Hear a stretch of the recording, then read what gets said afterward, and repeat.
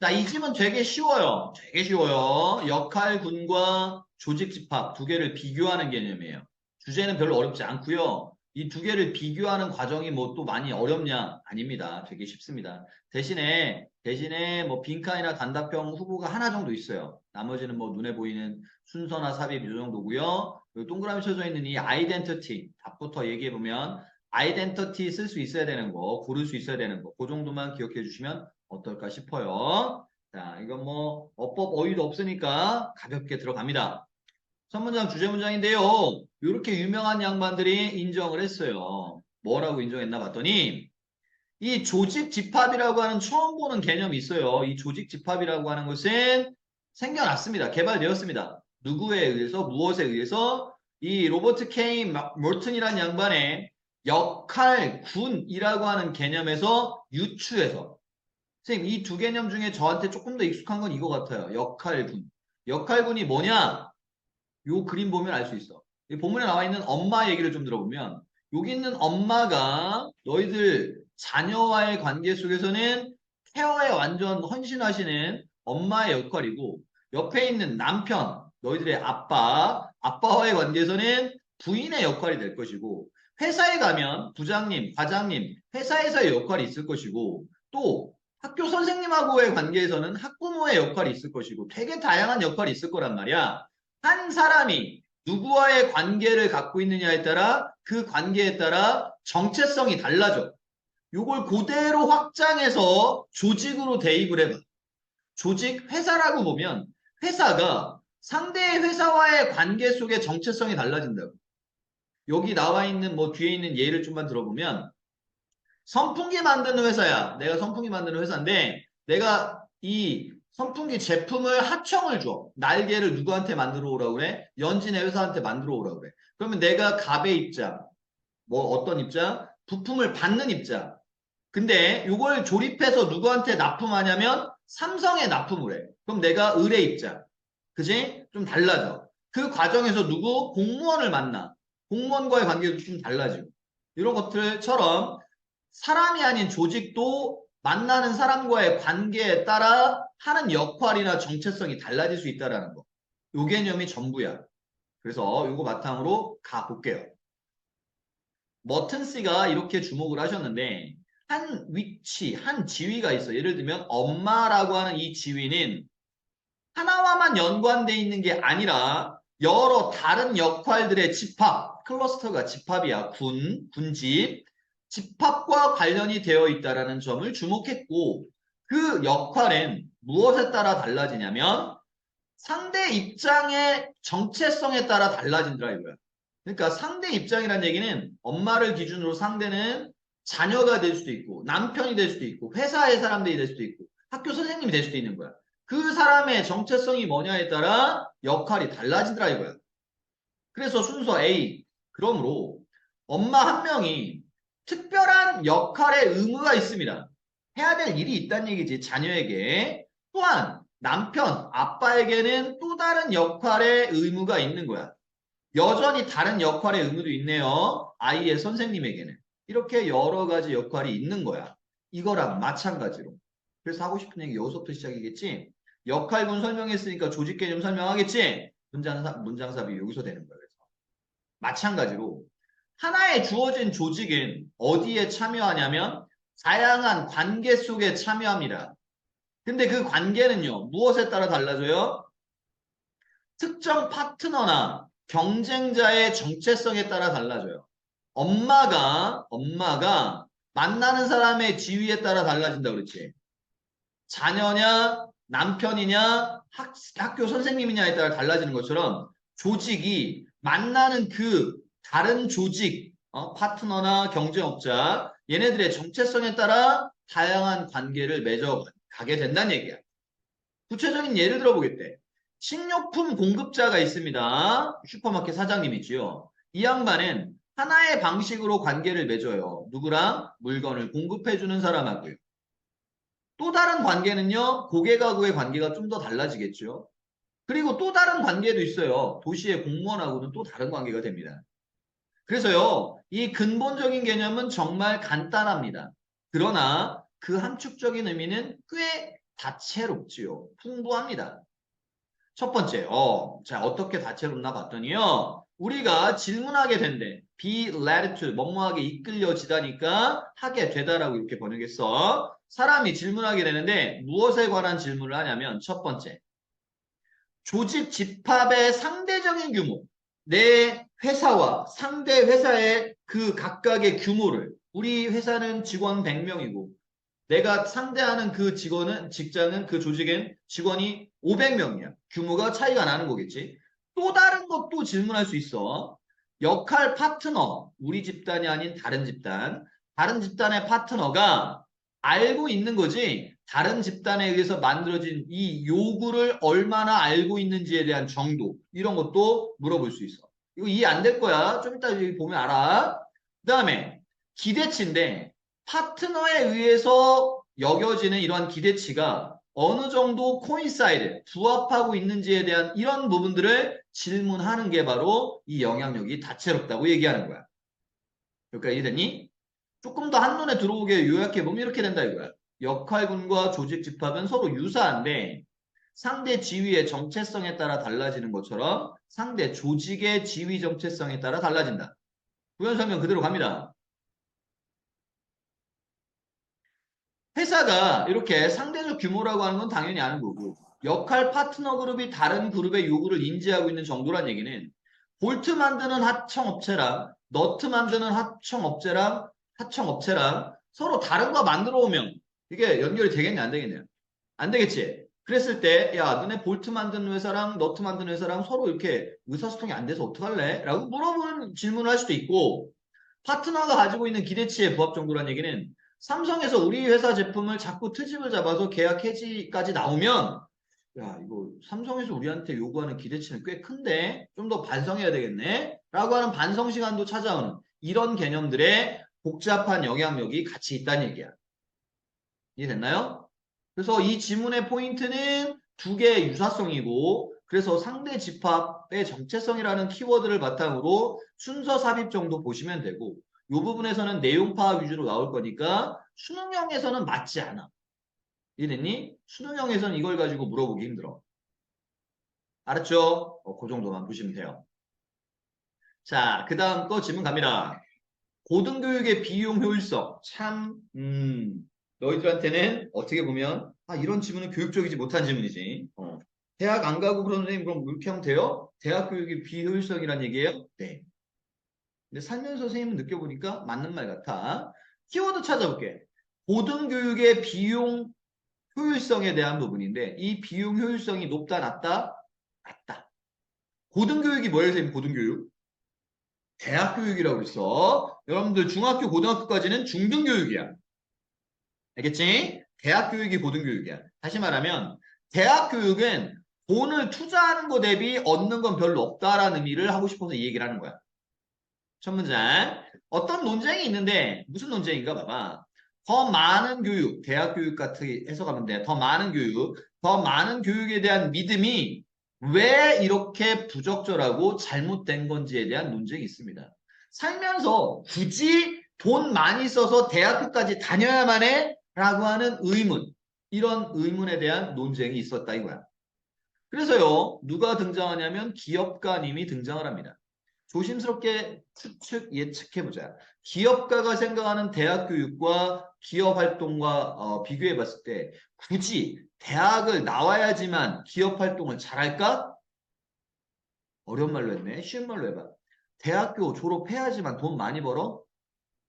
아니겠지. 결론은 그거네. 정해졌네. 대학 교육이 꼭 돈을 많이 벌게 해주는 것만은 아니니까 이거 조금 생각해 볼 문제가 있지 않겠느냐. 요런 얘기로 결론이 되는 거야. 봐봐. 피터 티엘이라는 사람은 정말 도발적인 프로보커티브 여러 논란을 일으킬 만한 도발적인 견해를 제시했습니다. 이 사람의 주장은요. 그래서 순서 A가 나오겠죠. 이 사람과 연결되니까. 서로 같은 사람이야. 이가 누구라고? 피터 티엘이라고. 같은 사람이야. 이렇게 연결되는 거. 그래서 순서가 딱 나오겠죠. 이렇게. 자, 이 사람이 뭐라고 얘기를 했냐면 고등교육은 거품이다라고 얘기했어요. 빈칸. 그지? 빈칸이야, 빈칸. 거품이래. 쓸모없는 거지. 자, 그러면서 다음과 같은 논지를 폈는데 왜 거품이라고 얘기했어? 비싸니까. 돈 많이 들어가니까. 키워드는 이렇게 두 개 나온 거야. 대학 교육을 비효율적인 이유는 돈이 많이 들어가서. 돈이 많이 들어가서. 자, 왜 이런 얘기를 했느냐? 사람들이 그들의 돈에 대한 가치를 얻지 못한다 이거야. 그러면서도 대학에 가. 왜 가? 다른 사람들이 하니까 그냥 하는 거야. 다른 사람들이 하는 것을 그것이 다른 사람들이 하는 것이기 때문에 그냥 가는 거라 이거야. 물론 이 사람이 다음과 같은 사실을 부인하진 않습니다. 뭐를 부인하지 않냐면 더 교육을 많이 받은 사람이 뭐 하는 경향이 있다? 돈을 평균적으로 더 많이 버는 경향이 있다라는 걸 부인하고 싶은 건 아니래. 그러니까 이 사람의 그래서 내용치가 나왔을 때 대학 교육은 돈 버는 거랑 상관이 없다라고 얘기하면 조금 틀린 말이야. 알겠지? 부인하진 않는다. 대신에, 그러니까 이거 문장삽이 되겠지. 대신에 그가 의심하고 있는 건 우리가 그 반대 사례. 자, 여기 함축음이추론 오나전 중요하라고 써놨어. 수업 시간에 확인해야 돼. 이거 언제적 얘기예요? 오나전은 10년 전 얘기예요. 완전 옛날 얘기지. 예, 남소 씨가 이거 어떻게 설명하는지 알아오고 이들의 시험 문제 나올 거야. 함축음이추론. 여기에 포인트는 카운터팩추얼이야. 카운터팩추얼. 사실과 반대되는 기회를 갖지 못한다는 것은 아닐까라고 생각합니다. 자, 이제 조금만 더 파고 들어가 보자. 사실과 반대된다는 얘기는 교육을 많이 받은 사람이 평균적으로 더 많이 버는데 이게 실제인가 아닌가를 생각해 보는 거야. 그래서 교육 많이 받은 사람이 정말 돈을 다 많이 벌었을까? 반대로 교육 안 받은 사람이 돈을 많이 버는 경우는 정말 하나도 없는 거야? 이런 것들을 연구했다고. 그래서 이거에 대한 부연 설명이 이렇게 나와. 이 학생들이 그들의 교육 없이 어떻게 했을 것과 같은 건가에 대한 연구를 좀 생각해 볼 필요가 있다 이거야. 이해됐나요? 한 번 더. 대학 가는 사람들은 능력이 있는 사람들도 가는 건데 차라리 이 사람들이 그 능력을 공부하는 데 쏟지 않고 이 돈 다 아껴서 학원비 아끼고 등록금 아끼고 생활비 아껴서 다른 것을 했다면 예를 들면 창업 같은 거 했다면 어떻게 될 것인가? 이해됐어요? 그런 것들에 대한 것들을 우리는 제대로 보지 못하고 있는 것 같다라고 얘기하고 있는 거야. 대학 가지 말고 돈 벌으란 얘기가 아니라 대학 가는 그 능력이 있는 친구가 그 돈을 아껴서 돈 버는 일에 하면 어떤 성과를 냈을까에 대한 연구를 왜 우리는 제대로 안 하느냐. 이해됐니? 오케이. 자, 이 사람의 판단으로는 그들 중 많은 사람들은 그만큼의 돈을 벌었을 것이라 이거야. 어떤 돈? 대학교에 들어갈 때 들어가는 돈. 대학교 다닐 때 들어가는 돈. 수업료 1년에 1,000만 원씩, 아니, 한 학기에 1,000만 원이니까 2,000만 원씩 4년이면 8,000만 원이야. 생활비 이것저것 합하면 1년이지. 믿겨? 미국은 그래. 우리나라도 한 1,000만 원씩 하잖아. 900만 원 이렇게 하잖아, 1년에. 4년이면 4,000만 원이고 생활비 합하면 1억 금방 가. 부모님께 잘해라. 아무튼 그만큼 돈을 벌었을 거란 얘기야. 그리고 그의 판단은 대디합니다. 동격이지. 대학은 뭐를 잘하는 데냐면 재능 있는 사람들을 가려내는 거, 아이덴티파이 하는 거 잘하는 거지. 가치를 더하는 거 잘하는 거 아니라 이거야. 가치를 더한다 다른 말로 돈 버는 거. 오케이? 돈 버는 가치를 대학교 나왔다고 해서 더 그 가치가 커지느냐? 그건 아니라고요. 그래서요, TL은 이만큼의 돈을 제공을 합니다. 젊은 학생들한테 10만 달러의 돈을 주는데요. 어떤 학생들? 대학을 중퇴하는 거야. 스킵 or stop out of니까 대학을 건너뛰거나 중퇴하는 이런 사람들한테 돈을 주는데 왜 대학을 중퇴하냐면 회사 차리려고. 이런 사람들한테 창업자금 같은 걸 준대. 그래서 이 보조금을 이 돈을 이 그랜트 보조금을 관리하는 이 재단은 뭐라고 지적하냐면 이 돈 받은 수령자들이 이 학생들이 60개 정도의 회사를 시작했는데 그 자산 가치 합해 보면 이만큼이나 되는 걸 했대. 그럼 여기서 나와 있는 건 뭐야? 대학 갈 만한 능력 가지고 돈 버는 일 했더니 어마어마한 돈을 벌었다. 이 얘기하고 싶은 거겠지. 맞니? 수특에서 요게 요약문으로 나온 거거든. 특정 요약문을 보면 이렇게 뭐 빈칸 채우는 건데 고등교육이 꼭 비용 효율적인 것만은 아니다. 요 뒤에 업트 쓰는 거. 그래서 요약문을 바탕으로 요 빈칸 not necessarily cost effective라고 하는 거 요거 쓸 수 있게 연습해 주면 좋겠어. 알겠지? 변형 단답형 생각해 봤어요. 되겠나요? 그래요. 자, 마지막 질문입니다. 생각과 느낌의 연관성이라고 하는 질문이에요. 선생님, 왜 마지막 질문이에요? 요 뒷부분은 시험 문제 들어가 안 들어가? 안 들어가. 그래서 이게 마지막 문장이고, 올라가다 보니까 단답형 후보 나왔네. 질문 어려워. 이거 되게 어려운 질문의 단답형. 요 단어, 본문에 있는 단어고, 요거 그대로 써라가 나와. 누구 스타일? 수호쌤 스타일. 그대로 써라야. 아, 앞글자 주겠구나. 순서대로 써야 돼. 알겠지? 순서대로라 그러면 여기에 언에어 나왔고 어브유스. 언에어가 먼저 나왔지? 언에어 오. 유 쓰고 오야. 그리고 그대로 나온다. 자, 설명을 좀 갑니다. 내용 어려우니까 잘 보세요. 생각과 느낌의 연관성, 관련이 좀 있다는 얘기지. 우리의 생각과 우리의 느낌, 이성적인 부분과 감성적인 부분이 어떠한 연관성을 갖고 있는가? 그러면서 나온 제목이 뭐야? 우리는 정말로 알고 있는가라고 질문하고 있는 거야. 우리의 감정적 반응이 어떤가를 우리는 이성으로 제대로 알고 있는가? 답은 아니요가 되겠죠. 모른다는 얘기가 이 글의 핵심이야. 생각과 감정 사이에 있는 연관성을 제대로 설명하기 위해서는 고려해 봐라 명령문이야. 음료수 자판기죠. 디스펜서가 자판기입니다. 셀프 서비스 식당에서 음료수 자판기가 있고 그걸 한번 생각해 보라야. 요게 음료수 자판기야. 디스펜서. 계속. 특정 모델이 있는데 얘는 1년에 라벨이 붙어 있는 버튼이 있습니다. 여기에 스프라이트, 제로 콜라, 칠성 사이다 이런 거 쭉 다 붙어 있는 거야. 펩시 콜라까지.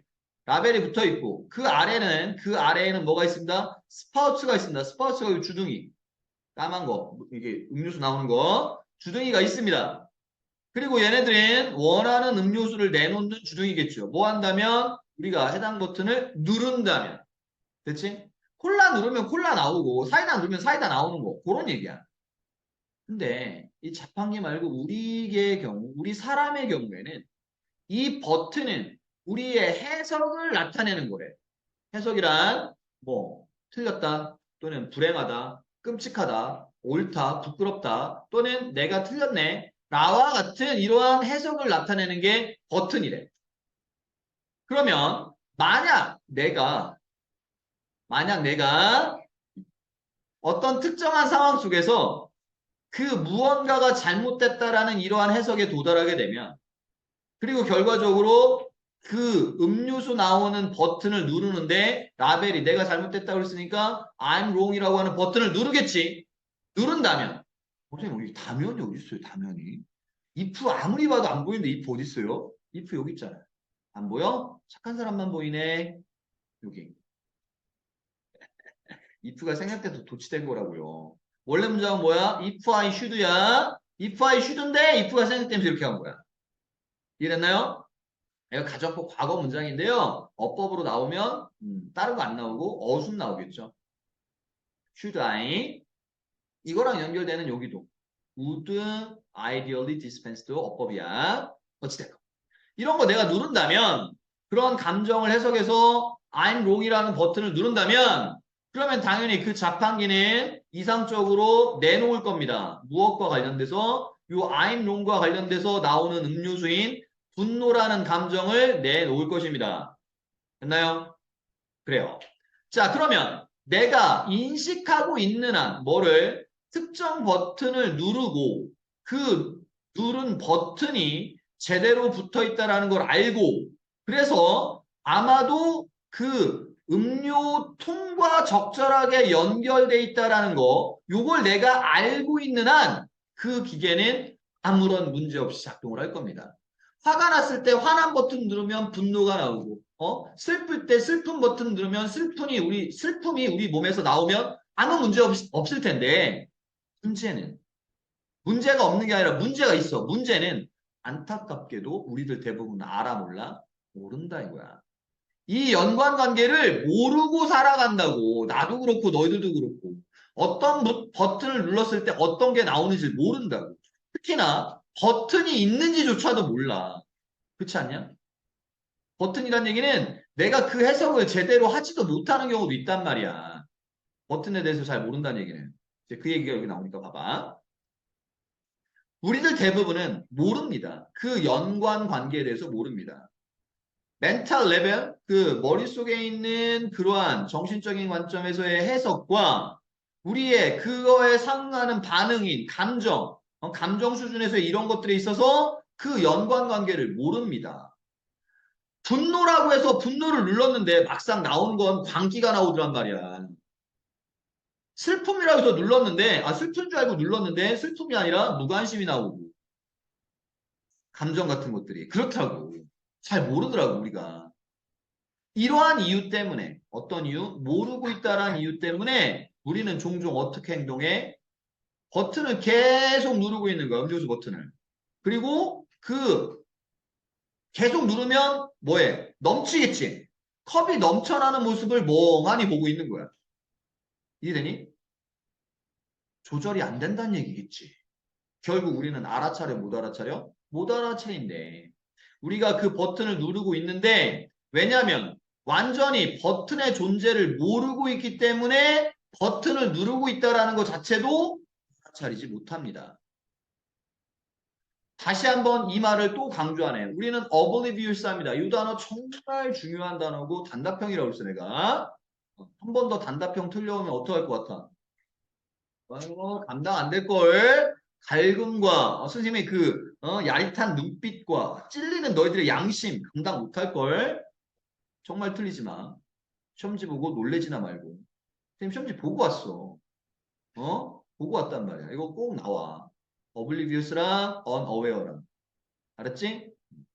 자, 우리가 어떤 사실을 잘 모르냐면 이 obligious는 원래 모호한이라는 뜻이야. 이 사실에 대해서 잘 알아차리지 못한다는 얘기야. 어떤 사실? 동격의 팩트라는 사실. 특정 해석이 만들어진다라는 거야. 분노가 일어나기 전에 특정 해석이 만들어지고 그리고 분노가 우리 시스템에서 생겨나기 전에 이것이 잘못됐다라는 이런 거 만들어진다라는 사실을 모른다 이거야. 근데 우리가 이런 해석을 알게 되면 모르는데 알게 되면 그 말은 이렇게 이미 행동은 벌어졌잖아. 내가 분노해서 이런 행동 해버렸잖아. 그러면 내가 화가 났구나라는 걸 알게 되면 갑자기 뭐 하게 돼?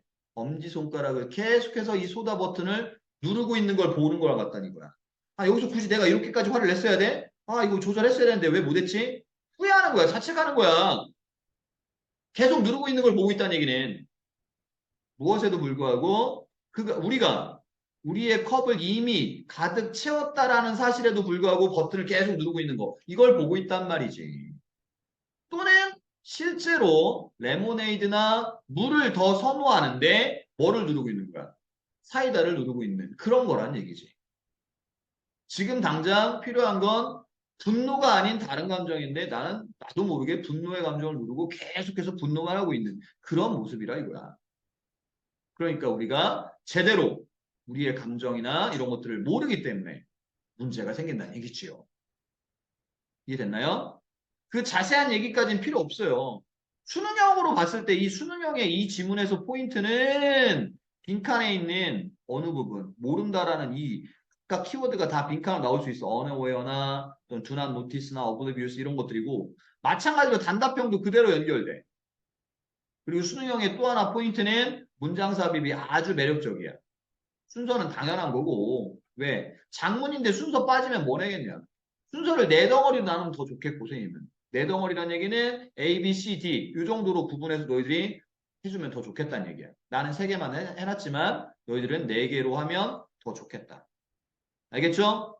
그래서 이것도 시험 문제가 나올 수 있고 단답형이 있으니까 빨간색은 같이 칠해주고 갈게요. 자, 복습 영상은 여기서 좀 마무리 질 거고요. 이제 영상을 보고 있는 여러분들은 이 지문 오늘 한 거 꼭 좀 다시 복습을 하시기를 간곡하게 부탁을 좀 드립니다. 문제를 많이 푸시라는 얘기입니다. 자, 영상은 여기서 마무리. 열심히들 해.